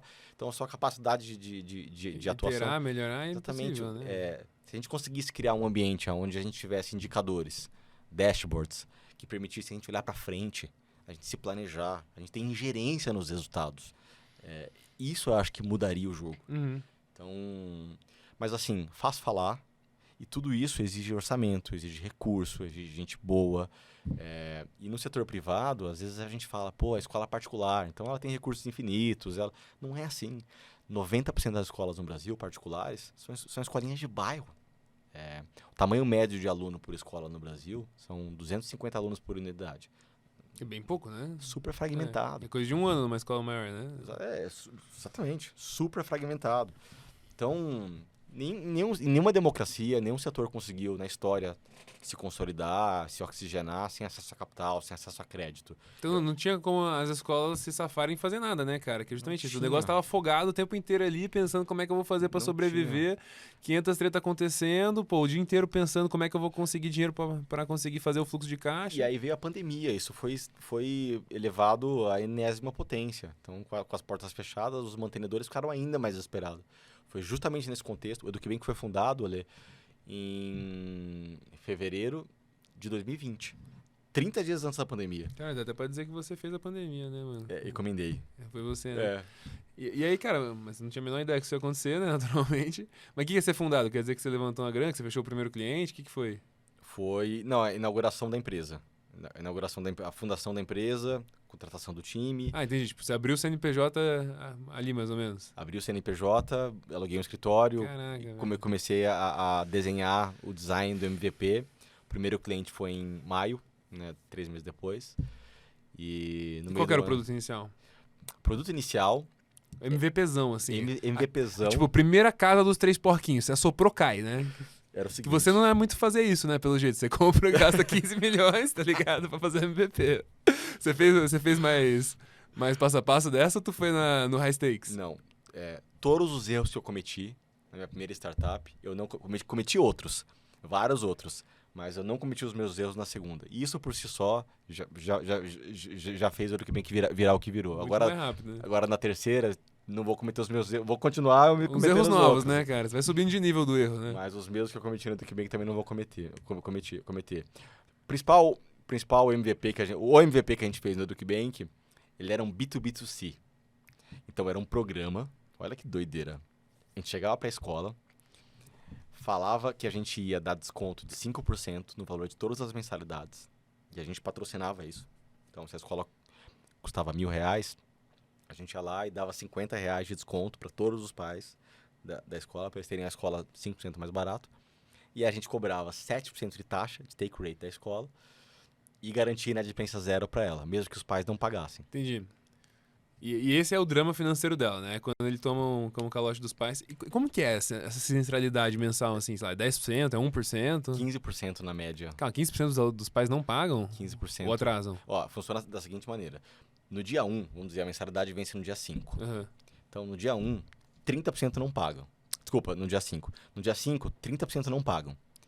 No dia 6, aí cai para 29. No dia 7, cai para 28. E assim sucessivamente, você fecha o mês com 5% de inadimplência, mais ou menos. Entendi. Então, Mas é que a inadimplência real que o cara desistiu ou o cara vai pagar de volta depois? Tá? Aí, na rematrícula, no final do ano, para você rematricular os seus filhos para o ano letivo do ano seguinte, você tem que pagar. Só que a escola não pode chutar o seu filho da escola porque você não está pagando. Então, Ale, Mas ela pode não te matricular. Ela pode não te matricular. Então, na verdade, uma boa parte das famílias uma boa parte da família brasileira enxerga a escola como instrumento de alavancagem. Você está emprestando dinheiro da escola e paga depois. Uma boa parte da família brasileira enxerga a escola como uma dívida, uma linha de crédito pré-aprovada, com um ano de carência para pagar, sem garantia real e sem juros, porque a escola também não pode cobrar juros. Ela pode cobrar 1% ao mês só, que é... Pro cara que tá devendo cheque especial, cartão de crédito e financiamento da moto... Esse é um calote top, né? Porque, tipo, não acontece nada. É uma dívida muito barata. Então, muita gente usa o dinheiro da escola para, ao longo do ano letivo, pagar coisas mais onerosas. Mas não tem uma rede de queimação entre as escolas, assim, pra você não aceitar esses pais ou não? Até tem, Tipo, mas... Serasa das escolas, Mas não assim? funciona, porque todo mundo faz, então é a praxe do setor. Isso tem coisas. Outra coisa também, outro aprendizado grande, né? Mudança de padrão cultural demora muito mais tempo do que você pode ficar solvente, né? Do que o seu runaway. Não tá nem aí pro seu runaway, inclusive, né, cara? Exatamente. As pessoas vão demorar muito mais tempo pra fazer algo que elas fazem há 100 anos do que o seu runaway pode suportar. Então, eu acho que o verdadeiro empreendedor é aquele cara que entende como o jogo é jogado. E joga, né, E mano? joga o... Ao invés de ficar reclamando do jogo, né? Exatamente. Ele consegue inovar para possibilitar uma visão nova do jogo, uma experiência melhor no jogo, mas ele consegue potencializar o atual jogo. Mano, é real que esse negócio só existe por causa disso, né? Na prática, né? Exatamente. No fim. Tá, então essa era... E esse negócio dos 5%, mano? Era só pra ficar atraente? Porque Era uma maneira da gente tentar usar, nesse B2B2C, era uma maneira de tentar usar os pais como instrumento de pressão para forçar a escola a nos contratar.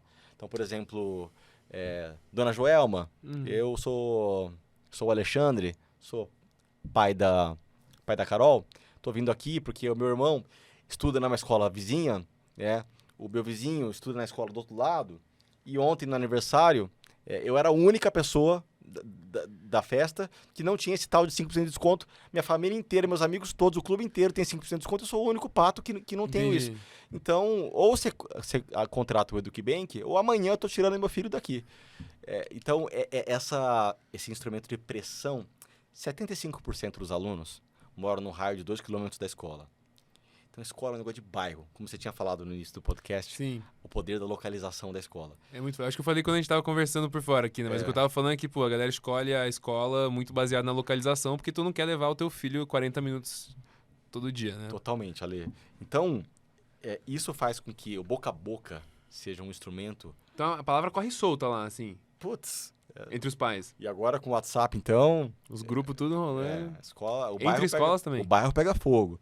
Então, tudo isso para dizer que a estratégia comercial... Eu sempre me apeguei muito em estratégia, em gestão comercial e estratégia de canal. Assim, eu adoro isso, Ale, de verdade. Então, eu acho que eu pensei muito nisso do EducBank, em como ter um CAC barato para bootstrapping, né? Então, eu não tava backed por VC no início, era capital próprio. Então, você tem que contar centavo... E você mesmo tava garantindo na física ali, Vezes 10, exatamente. A garantia era Joe. Então, eu tive que ser muito criativo para... Mas você ganhava 7, você tava dando 5, velho. A margem é apertada, né? Tinha um spread baixíssimo. E aí, obviamente, depois de operar 2 escolas assim, rapidamente, no segundo semestre de 2020, eu vi que esse modelo não era sustentável. Aí você tirou fora isso aí do desconto. Aí cortei o cortei o Mas CIDO. naqueles bairros lá, tu porrou. Tipo, vendeu que nem água. Aí as escolas... Tipo, deu certo a tua ideia. Os pais realmente ficaram... Deu certo, não era sustentável. Tive até um concorrente que se inspirou no nosso modelo e montou uma operação concorrente que até hoje é B2B2C.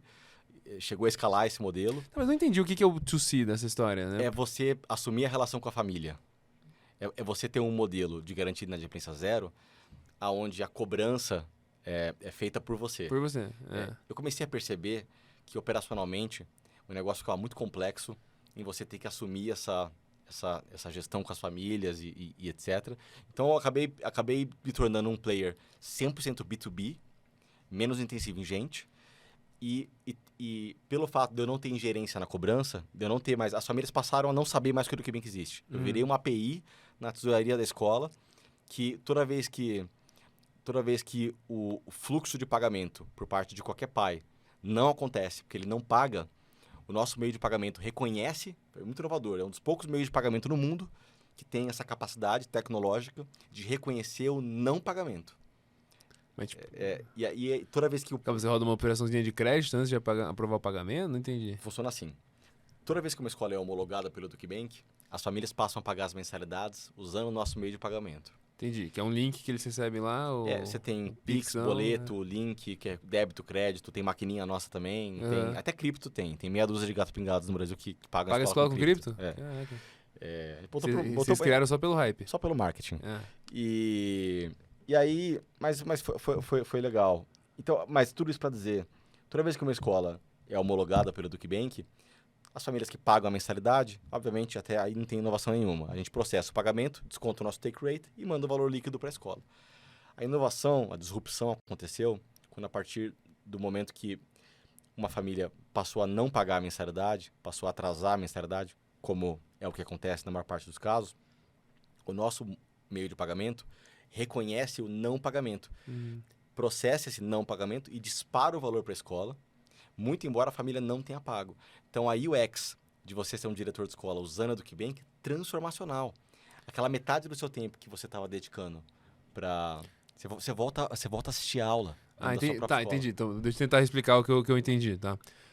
Basicamente, a escola, vocês são o meio de pagamento, que vocês processam isso e vocês se responsabilizam pela cobrança, né? E aí você vê que alguém não pagou e você fala assim, fica tranquilo aí, meu parceiro, toma aí o dinheiro que eu vou dar um jeito aqui. É basicamente isso, não? A gente garante a inadimplência zero, garante o recebimento de 100% de todas as mensalidades. Mas acho que o que mudou do que era antes, então... Antes, quando a família não pagava, a escola não recebia. Mas vocês não estavam garantindo? Ah, não, perdão. Na V1. Em relação à V1, o que mudou é que antes a gente fazia esse programa de desconto, a gente cobrava as famílias e a gente era a pessoa que toda vez que uma família não pagava, ligava para a família para cobrar. Entendi. Então, esse lado B2C... Mudou que você tirou a parte da cobrança, sabe? Mas deve botar uma cobrança automática ali, de e-mail, SMS... Não, quem continua cobrando é a própria escola. Entendi. Tudo que você era o canal de pagamento. Absolutamente todo e qualquer tipo de contato com as famílias deixou de existir. Entendi. E a gente passou a ser 100% B2B. Entendi. Mas aí chegava, tipo, sei lá, você falou do exemplo do dia 5. Dia 5 vocês iam e mandavam todo o dinheiro pra eles e depois dava seus pulos pra pegar o resto, ou não? Então, o que a gente percebeu? A decisão de um pai inadimplente de quitar com a escola o que ele está devendo para ela é muito correlacionada, uma correlação muito linear com a vontade dele querer manter os filhos estudando naquela escola. Então se ele está achando a escola meio ruim, ele não paga. Se a escola tem uma relação qualidade-preço ruim, na hora da rematrícula, a chance dele querer manter os filhos lá e, portanto, pagar o que ele está devendo é proporcionalmente menor. Então, o EducBank hoje, na hora de precificar, como a gente precisou resolver com tecnologia algo que até então a gente, de uma maneira complexa, estava resolvendo com braço, com ligação, com call center, a gente decidiu passar a precificar na taxa que a gente vai cobrar da escola qual é a chance da gente não receber aquele valor de volta. Entendi. Então, o nosso take rate já é capaz de compreender a chance que a gente acredita das famílias não rematricularem os filhos naquela instituição. Entendi. E aí a escola, ela tem algum incentivo para continuar cobrando a galera ou não? Excelente pergunta. Como ela já recebeu o valor, teoricamente, ela tem uma segurança psicológica total. Então, ela já está com a conta corrente no azul. Só que na rematrícula, se aquele aluno não rematricula, ela perde o aluno. Então, ela tem um churn do cliente dela, que vale muito. A educação básica, o aluno fica mais de uma década na escola. O LTV de um aluno é muito grande. E se ele não se rematricular, no mês seguinte, o EducBank vai parar de... Porque a gente só garante a mensalidade de um aluno que está estudando lá. Se ele parar de estudar lá, a gente vai parar de pagar. Como é que vocês garantem que o aluno está estudando lá? Porque ela passa a emitir as guias de pagamento para cada um dos alunos, com o CPF do responsável financeiro, dos pais, etc., através do nosso sistema. Ah, entendi. E não tem umas escolas que, tipo, fecha com vocês e com outro também? Cara, acontece. Já teve alguns casos de fraude, você acredita? Cara, eu consigo imaginar isso. Já teve escola que fabricou o aluno falso, como se fosse um aluno de verdade. Já teve escola que emitiu uma carteira de aluno com a gente e com concorrente ao mesmo tempo. O brasileiro é criativo. Então, esse antifraude é uma coisa que cada vez mais a gente está investindo. Mas a gente tem um PDD baixo, porque pro brasileiro, tirar o filho de uma escola particular e voltar para a pública é um sentimento de downgrade. É uma derrota completa, né, cara? Completa. Então, duas coisas fazem a gente ter uma relação risco-retorno na nossa carteira de crédito espetacular. A primeira é que a taxa que a gente está cobrando da escola já consegue compreender essa chance dos pais não se rematricularem. Então, isso já evita muita coisa, já está no preço. E é sempre muito vantajoso para a escola, porque o custo de capital que a gente vai cobrar dela é muito mais barato do que ela teria se ela estivesse pegando dinheiro diretamente. Qualquer lugar, né? Que ninguém quer emprestar para ela, né? Ninguém quer emprestar para ela. Tá, então o pessoal, a escola, ela continua... ela tem um incentivo de cobrar a pessoa que não tá pagando. Mas assim, o grosso então que você recebe dos inadimplentes é na rematrícula. É na rematrícula. E é quanto, assim? Tipo, sabe, 10% do... Puta, é mais de 10% do faturamento bruto total da escola numa única tacada. Cara, eu tô muito de cara com essa parada, velho. É A violentíssimo. galera realmente usa como mecanismo de De crédito. alavancagem E se mesmo. não tá gostando, fala assim, não vou pagar porque ano que vem eu tiro meu filho, bota em outro e não preciso pagar. Exatamente. Cara, e é muito louco que não tem o Serasa das escolas, né? Até tem, eles usam uma coisa que é a carta de quitação. Uma escola perde como se fosse uma referência da escola anterior sua. Ah, interessante. Só que se a escola tá com. É meio com lógica de avião, né? Você tá com um assento vazio ali, o custo fixo é o mesmo Foda-se, da né? escola. Deixa quieto nisso. Você faz muitas escolas fazem vista grossa em relação a isso. Agora, outra Muita coisa. loucura, né, cara? Honestamente, tem um cara que foi lá e não pagou outra escola. Aí ele chega assim, não, deixa eu botar meu filho aí, pô. Outra coisa Você muito vai pagar? inter- Vou. Então, tá bom. outra coisa muito interessante no ensino superior, o aluno de classe média, ele trabalha para pagar a faculdade. Então, se ele perde o emprego, se ele quebra a perna, se ele a chance dele parar de te dar um default, te dar uma inadimplência, é muito maior do que no ensino básico. No básico, que é a escola, o pai paga, a mãe paga, o avô paga, a avó paga, o avô materno paga, o irmão mais velho paga, o padrinho paga. Vai buscar, né, A cara? gente já teve casos, né, do Nubank de até vizinho pagar a mensalidade do aluno. Então é um sindicato de pessoas. É muito mais resiliente a carteira, porque você tem ali um consórcio, né? Você tem uma dívida consorciada ali de, no mínimo 5 pessoas, potenciais pagadores de um único cliente. Então é como se você tivesse uma estrutura de garantias e colaterais social, uma estrutura social que consegue transformar esse crédito em algo muito mais resiliente. Quando você já está mais velho e vai fazer universidade, você está sem dinheiro para pagar a universidade, o marmanjão lá de 25 anos, Não paga isso aí, né, mano? Vai no máximo pede pro pai, né? Agora, quando você tem 6 anos de idade, você tem uma questão de tutela, tem uma responsabilidade social daquelas pessoas que estão ao seu redor de não deixar uma criança ficar sem escola. Exato, né, cara? Cara, o que eu tô curioso, cara, é que você contou toda essa história da parte financeira e tal, mas, cara, quanto que é de fato... Tipo, quantas pessoas de fato não pagam, assim, tipo... No final da história, 3% de fato Não paga nunca. não paga nunca. E aí você paga nos 24 meses subsequentes à rematrícula depois. Ele vai pagar porque ele fica com o nome sujo, ele não consegue conseguir emprego, depois ele volta e ainda paga um pouquinho. Mas é renegociado já. no final da história, em torno de 2,5% é write-off mesmo da carteira. Entendi. E tem 3 ali que na rematrícula você já provisiona. E, cara, e você vai ter, tipo, uma diferença muito grande de umas escolas para as outras, Nossa, assim? Ale, violentíssima. Hoje a gente tem um take rate médio no EducBank de 7,5%. Só que a gente tem escolas que a gente cobra 2% de take rate e tem escolas que a gente cobra 25%. Essa escola de 25%, por exemplo, escolas na periferia do Rio de Janeiro, que tem inadimplência de mais de 30% ao mês, você cobrar dela uma taxa de 20%, você está... Vai perder dinheiro fato ali, né? Não, porque na rematrícula você fecha com PDD de 5%. Ah, entendi. Então você tem um spread gigantesco nessa escola. Só que ao reduzir em quase 1.000 pontos percentuais a inadimplência média que ela tem no mês a mês, uma escola na periferia não tem acesso a capital, você tá viabilizando educação de qualidade para mais pessoas, que nesse caso, a melhor educação possível que alguém pode ter ali é nessa escola. Então você está viabilizando o impacto social na veia naquela comunidade. E um excelente negócio. Então, faz o modelo ter algumas coisas assim muito interessantes. Caraca, velho. Pô, 30% de inadimplência e aí vocês cobram, tipo, 20%. Nessa escola, por exemplo, a gente cobra 20%. Então, Entendi. Nossa, então a escola não consegue operar de jeito nenhum sem vocês. Exatamente. Então, muita escola na pandemia, especialmente na pandemia, não fechou porque estava apoiada pela gente, né? E a escola, ela, em geral, ela gasta bastante com o professor, né? Quais são os principais outros custos, assim? Porque, assim, escola não tem expansão. É muito difícil uma escola abrir um campus novo. Isso é uma realidade bem extraordinária. Uhum. Então, o grosso da escola, ela vai gastar com o professor, vai para a folha. Não tem P&D, não faz pesquisa, não desenvolve novos produtos. O capex de manutenção é muito baixo. Então, ali uns 2, 3% da receita líquida que você gasta com capex de manutenção. E acabou. Não tem muito... É um business de OPEX. É um business de... o que você gera a conversão do que você gera de EBITDA numa escola em fluxo de caixa para acionista é uma margem apertada. Uma escola bem tocada no Brasil tem uma margem de 10, mas a conversão de caixa daquele EBITDA em fluxo de caixa livre é relativamente bem alta. Então o teu EBITDA, ele é diretamente proporcional ao tanto de alunos, de professores que você tem por aluno? Totalmente. É muito... Você pegou no ponto-chave. São dois fatores que conseguem mexer muito na rentabilidade do P&L de uma escola. Um é o número de alunos por sala e o 2 é o quanto do espaço físico você coloca de sala de aula.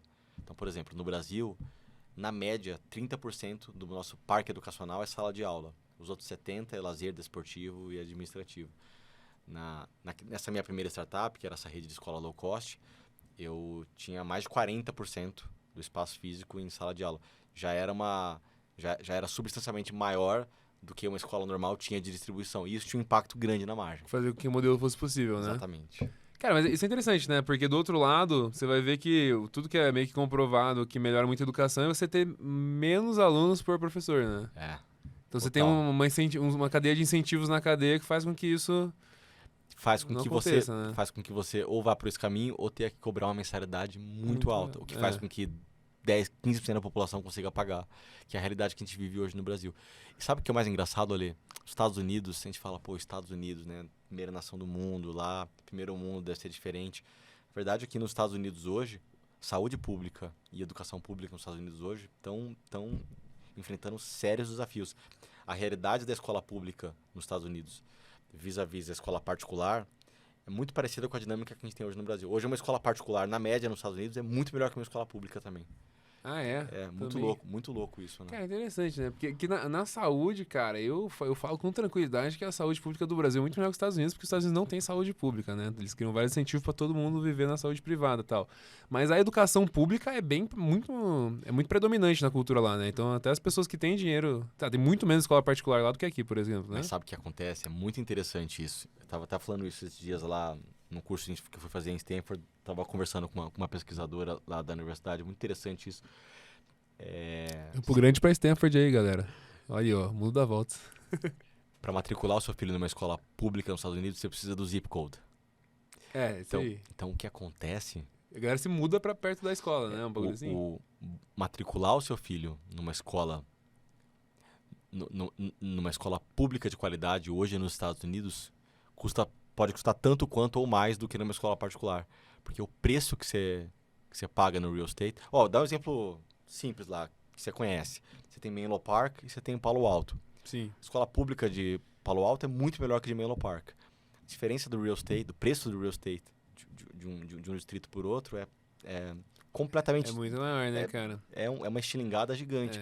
E como o mortgage, né, o preço do real estate dos Estados Unidos é muito alavancado, você toma muito crédito para comprar, não bota muito capital próprio, os landlords lá, os donos de imóveis, acabam colocando no preço do imóvel, na hora de te vender ou de te alugar, tudo aquilo que você está economizando por não estar tendo que pagar a tuition numa escola particular, os caras entucham vezes 3 no preço do imóvel. Há quem diga, Lê, que a educação básica, hoje, seja o próximo subprime nos Estados Unidos. Porque essa dinâmica da escola pública... Do zip code aí, né? Gera uma bubble gigante no preço do real estate, imóvel, que cresce muito acima do salário lá hoje. E student loan, financiamento estudantil hoje nos Estados Unidos, é a maior carteira de crédito dos Estados Unidos. E, puxa, o Apple virou uma arma de destruição em massa isso lá. É uma pauta imensa isso, né? Gigantesca. Tanto que o movimento anti-universidade nos Estados Unidos é muito mais forte do que aqui no Brasil, né? A galera fala assim, tipo, não sou maluco de pagar o resto da minha vida por uma faculdade aqui que eu podia aprender. Cara, isso é tão sério. Hoje no Brasil, 1/4 dos nossos jovens, de 14 a 29 anos, nem estudam nem trabalham. São os nem-nens. Porque ele está começando, assim como o americano já há alguns anos já detectou isso, o que está acontecendo é o nosso jovem chega no ensino médio e fala, vou fazer 3 anos de ensino médio para se eu conseguir me formar e se eu conseguir algum tipo de financiamento, se eu conseguir algum tipo de dívida, porque ir para federal, ir para universidade pública, nesse buraco que eu estudo aqui, não é para mim também. Então eu vou ter que pegar a dívida até a tampa para ficar mais 4 anos, pegando 2 horas de trânsito para ir, 2 horas de trânsito para voltar. Para depois virar Uber. pra chegar lá, comer um pão de queijo frio, assistir a aula de um professor que sabe menos que eu, pra daqui 7 anos, tendo acabado com a minha saúde, pegar o dívida até a tampa, eu ganhar um salário menor do que eu já ganho hoje como infoprodutor, ou como programador, ou como, É isso aí. ou no Rap, etc e tal. Então, é uma dinâmica que eu acho que a gente vai precisar revisitar o nosso modelo educacional. Cara, educação e completamente. Eu acho que hoje, cara, o jeito que tá o ensino superior, você não tem incentivos, né? Então, eu acho que eu li esse livro do TikTok que eu achei muito interessante, cara, que ele fala esse negócio que, tipo, cara, se você quer que as pessoas venham pra América, as primeiras pessoas que vierem têm que ficar ricas, tá ligado? Cara, eu via muito isso lá em Campo Grande, Esse é um cara. bom ponto. Que era um negócio lá em Campo Grande, cara, o sucesso.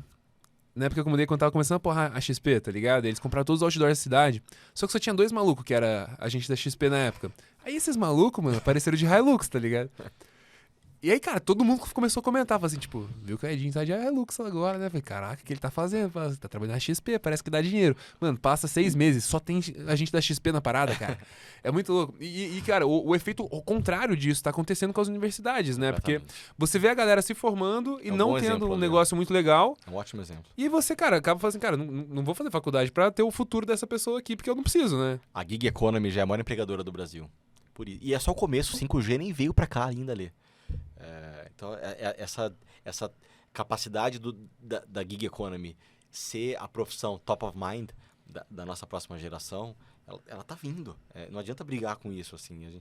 Agora, o que me dá dor, o que me corta o coração, é que ensino técnico, que poderia ser uma vocação natural de um país com essas características... Não, técnico é muito queimado, né, cara? Isso que é complicado. Ninguém quer fazer, cara. Ninguém quer fazer. Não, e mesmo quando você vai contratar, né, cara? Tipo, eu vejo alguém que fez ensino técnico, tipo, um belo não foda-se, tá ligado? Exatamente. Quando você olha a Alemanha, a Suíça, a Croácia agora bateu, eu acompanho os dados do CDE, a Croácia bateu 70% dos alunos jovens lá estão indo pro técnico. Caraca. Só que lá os jovens de classe A vão pro técnico.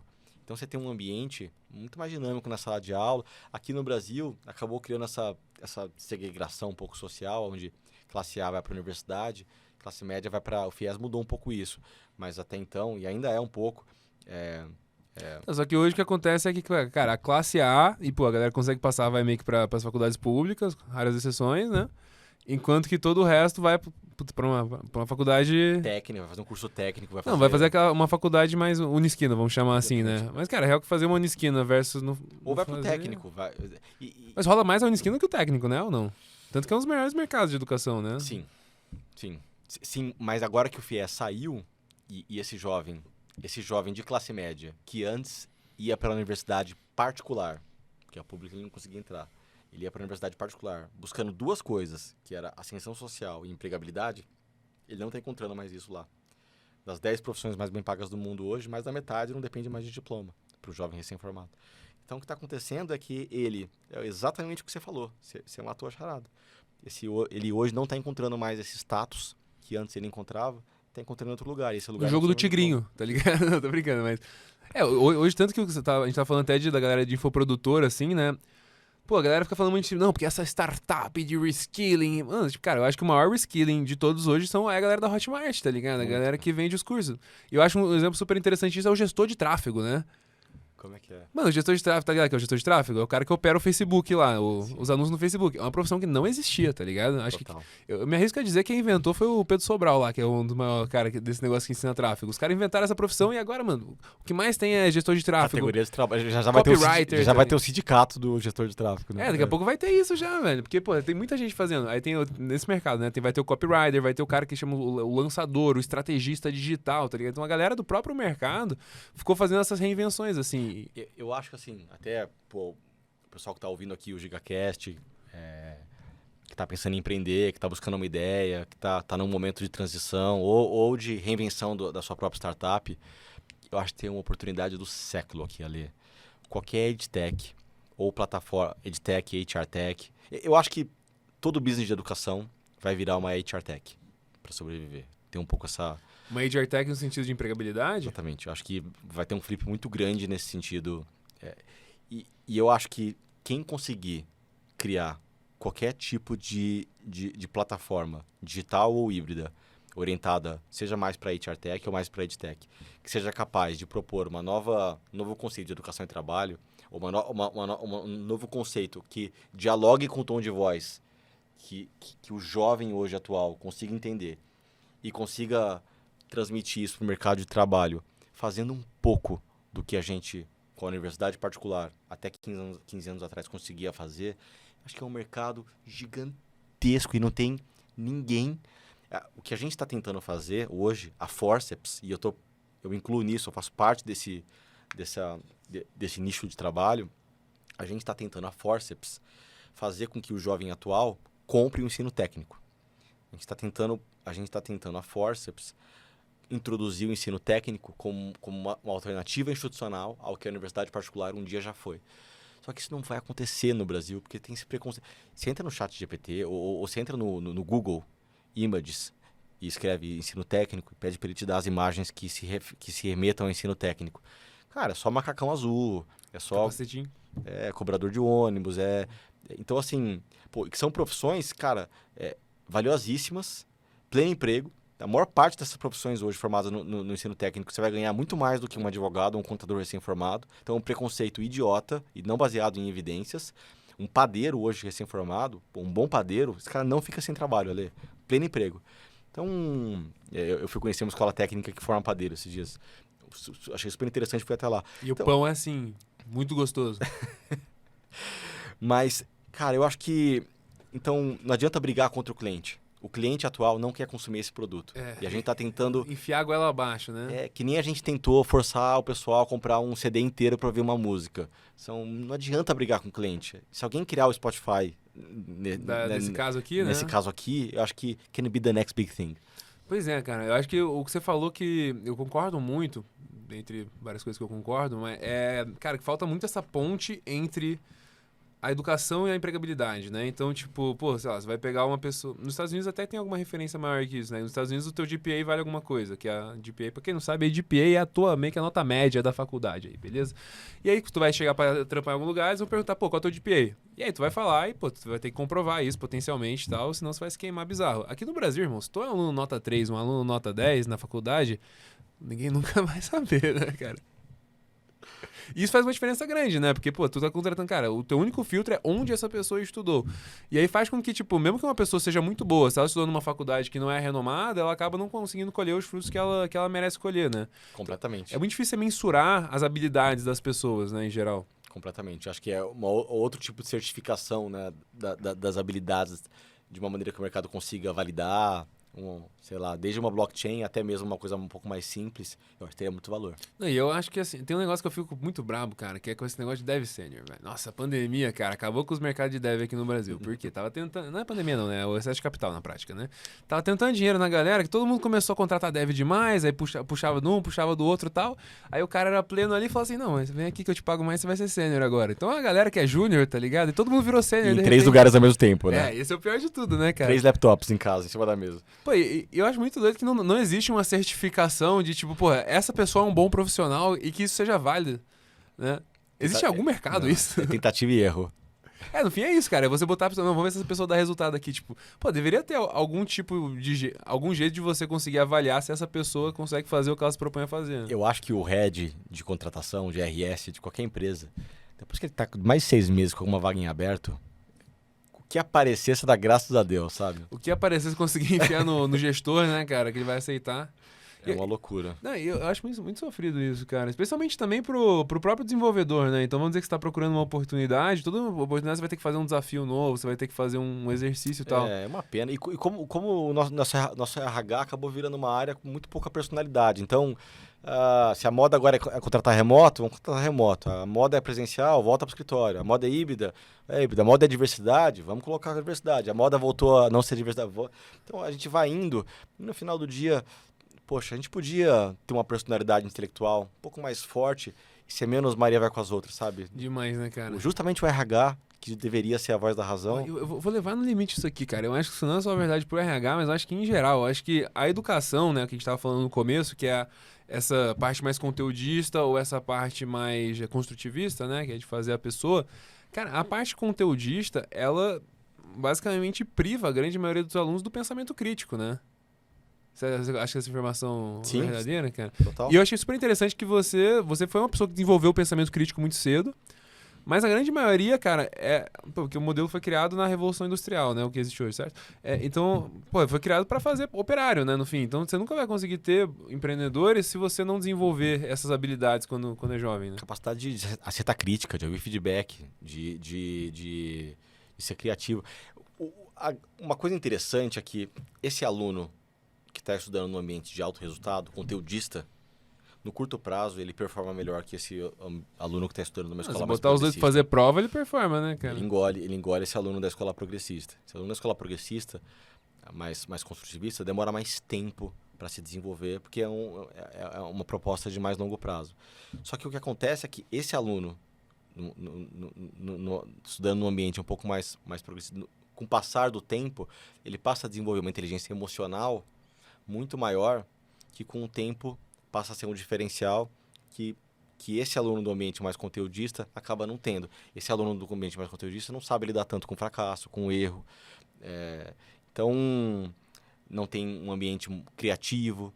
Então, o mundo está mudando, a gente não sabe muito bem para onde ele está indo.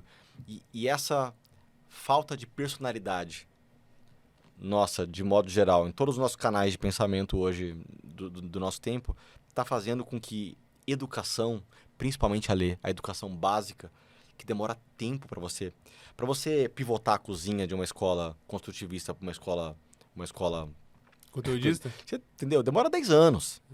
Então, o hype tá indo da esquerda para a direita numa velocidade tão grande no mercado de trabalho, que é working backwards, é de trás para frente, o que faz a sua proposta de educação se adequar para, que a escola tá... Não tem como também, né? Porque o mercado vai mudando, doida. Não dá tempo de você atualizar tudo, né, cara? Tá doido. Até no final do dia, o que eu tenho falado para os diretores de escola é: faz o que você acredita, fecha o olho e que se fizer bem, vai vir. E fica tranquilo que o EduqueBank vai te garantir. Pelo menos crédito não vai faltar. Isso não vai ter essa dor de cabeça, irmão. Vai lá na tua sala de aula, vê o que tá acontecendo lá. Vai ser legal mesmo. E o parecer do EduqueBank, cara? Então, de lá pra cá, fala uns números da hora aí.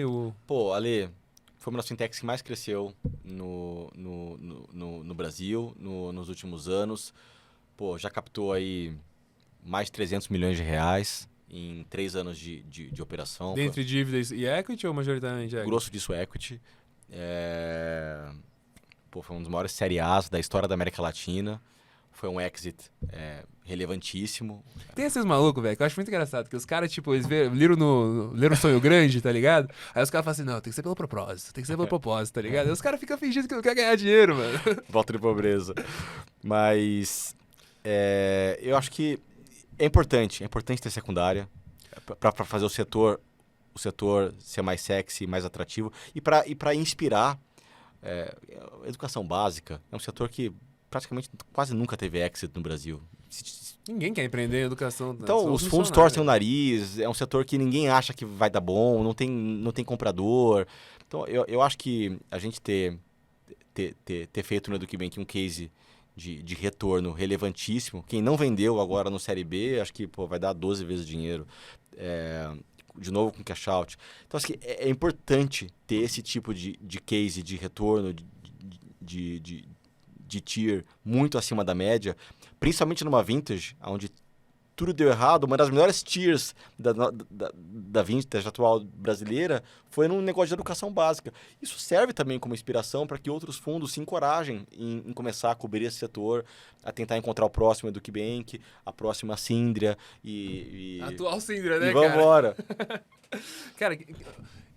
mas é um puta de um case, né, cara? Ainda bem que tá saindo uns negócios muito bons de educação e tal, pra conseguir trazer gente pra isso, né? Diferente. O Brasil tava precisando ver coisa diferente, ter case diferente. A Latitude esses dias fez um case study também do EduqueBank interessante.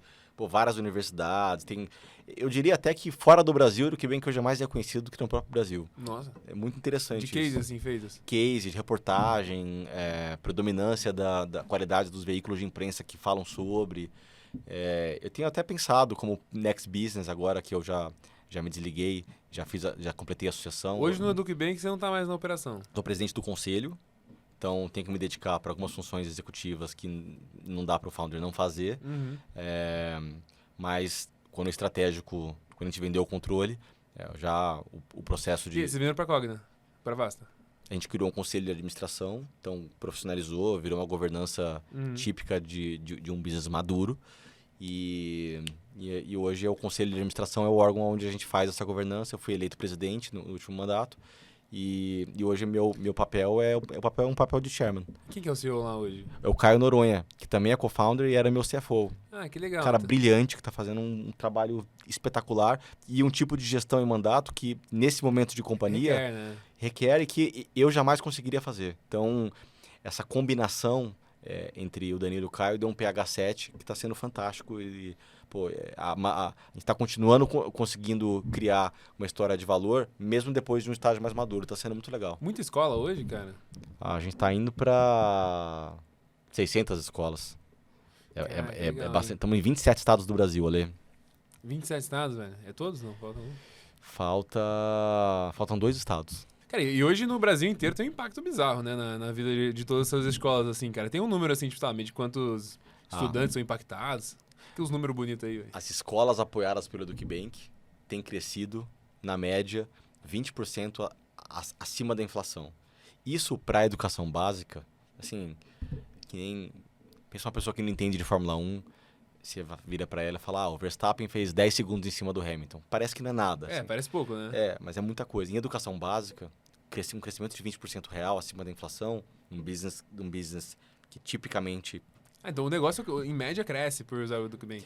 Pelo fato do diretor da escola tá com 2 turbinas de avião plugadas na asa dele, tá com a conta no azul o ano inteiro, tá animado, tá motivado, tá com orçamento. Se o cara não achar que vai falir todo mês, já tá incrível, exatamente, né? O que acontecia antes é que em educação básica, os projetos têm maturações lentas. Então, vou abrir um ginásio novo, demora 5 anos aquele payback. Uma biblioteca nova, nem sei medir o payback.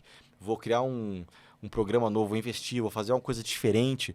Então, são coisas que, se você não sabe se você vai receber a mensalidade do mês, se você não sabe se você vai ter dinheiro para pagar a folha dos professores no mês seguinte, vai ficando para amanhã e vai passando décadas e o amanhã nunca chega. Quando você tem dinheiro na conta, no azul, o ano inteiro, você tem essa segurança financeira, psicológica, Ale, isso eu vejo, porque eu converso muito com os nossos clientes. O diretor fica animado. Então, ele começa a querer comprar o prédio do vizinho, ele começa a querer abrir algo novo, ele começa a querer investir. Né? E o que você falou, o diretor é o mais importante ele é da o operação cara. inteira, né? E ele é o diretor e ele é o dono, isso é importante falar também. Muitas vezes o diretor é o dono. Mais de 90% dos casos, o diretor é o dono da escola. Então, dono ou o decision maker do que acontece lá dentro. Então, ter esse cara animado e esse cara com dinheiro no bolso, esse cara com orçamento que antes ele não tinha. Então, aquela escola que antes estava sem dinheiro para pagar folha de professor, agora ela passa a ter a segurança que não vai faltar para isso. Ela coloca o nariz para fora da água e ela volta a respirar. E aquela escola que já tinha capital para pagar professor, mas não tinha capital para investir em P&D, para fazer coisas novas, para fazer a escola crescer, agora passa a ter. Então, o impacto no setor, de jeitos diferentes, praticamente é o que faz hoje a gente ter escolas de R$6 mil de mensalidade na capital, na cidade mais importante do país, e escolas na periferia, em cima do morro, no Rio de Janeiro. Sim. Então, toda e qualquer escola vai fazer bom uso de mais capital, sabe? Não, todo mundo quer. Então é interessante. Danilão, cara, tivemos um ótimo papo aqui, cara. Infelizmente passou, que eu nem vi esse tempo, papo gostoso, e eu queria agradecer aqui pela aula, cara. Eu acho que o teu conhecimento do mercado de escolas, do mercado educacional em geral, quero que você continue sendo aí um grande mentor, um grande investidor, e, fico muito feliz de você ver aí com a gente, Igualmente, cara. Ali, tamo junto. Valeu, meu querido.